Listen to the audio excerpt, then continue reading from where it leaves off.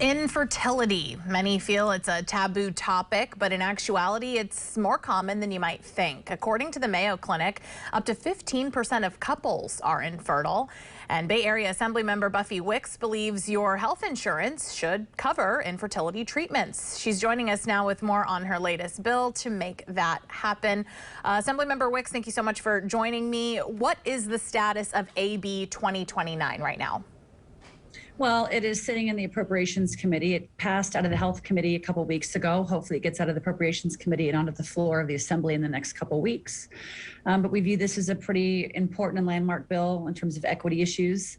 And as mentioned at the beginning, infertility is something that impacts a lot of people. And it's a diagnosable disease, and we believe health insurance should cover its treatment.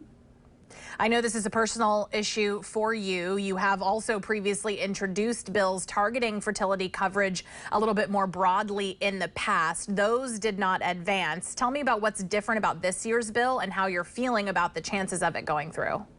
Yeah, we're hopeful we'll get out of the Appropriations Committee. Those didn't pass in years prior because they were larger in scope. This year, we've narrowed the bill. We've taken some amendments to reduce the amount of cycles one could get under the bill, as well as cap the benefits to $75,000 per couple. So our hope there is that by reducing the cost and the scope, we will be able to get the bill passed. But yeah, it's deeply personal to me.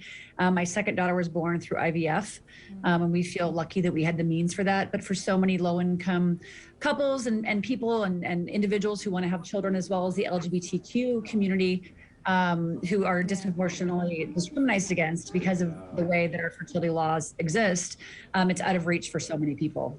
Definitely. I know that for most people out of pocket, even just testing your fertility hormones can be upwards of $1,000. Would this include coverage of fertility hormone testing as well?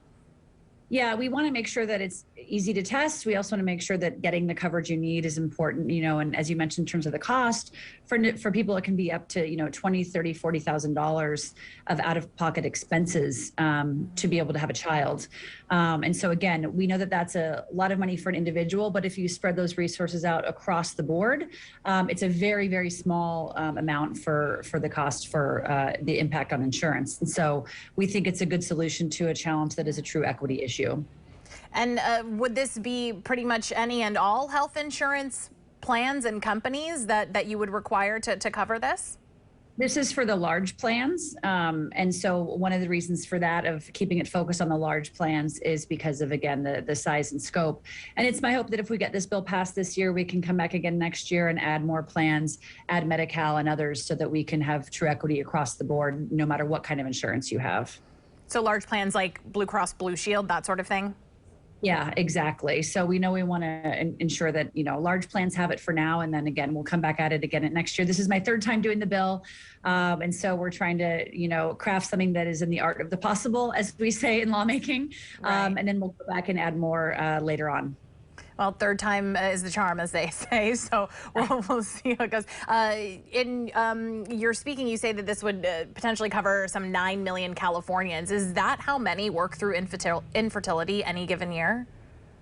Well, the infertility numbers are a little hard to track, but we do know 1 in 8 folks experience these issues. I was one of the 1 in 8, and I know I have many friends and others, and I've actually had other colleagues come up to me on the floor when we're talking about this bill and saying, hey, we're trying right now as well, and we've gone through 3 rounds of IVF, and you hear these stories all over the place.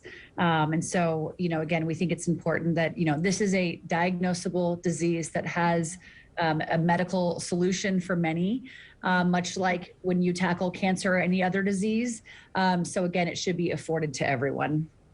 Obviously, this year, reproductive rights and that sort of thing right now is such a hot topic, hot button topic. There's lots of uncertainty around all of that. Do you think that helps or hurts your push to try and get this through? I'm glad you mentioned that, because I view what's happening right now with Roe v. Wade and this bill. All of these things are about people's ability to make their own decisions in their life about if, when, and how they want to have a child, which is one of the most important decisions we make, right? And so whether it's deciding to terminate an unwanted pregnancy or unintentional pregnancy is one decision, obviously, or deciding to, undergo IVF to have children. And I've had both experiences, and I view them as very interrelated. And it's really about empowerment and decision in your life's course. Well, it's in the committee right now.